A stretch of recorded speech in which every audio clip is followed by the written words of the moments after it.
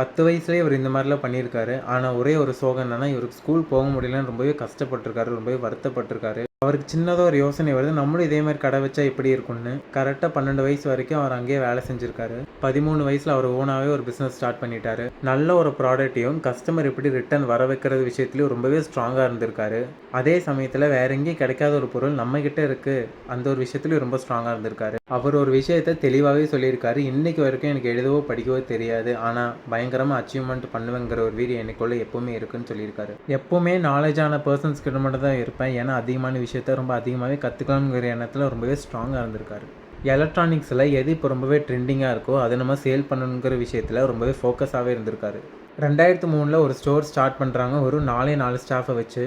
இன்றைக்கி அவரோட ஸ்டோரில் 1000 பேர் வேலை செய்கிறாங்க. அவரோட ஸ்டோர் எங்கே ஸ்டார்ட் பண்ணியிருக்காங்கன்னு பார்த்தீங்கன்னா நம்ம கோயம்புத்தூரில் தான். அதே மாதிரி நிறைய ஃபெயிலியரும் ஃபேஸ் பண்ணியிருக்காரு, ரொம்ப லாஸையும் ஃபேஸ் பண்ணியிருக்காரு.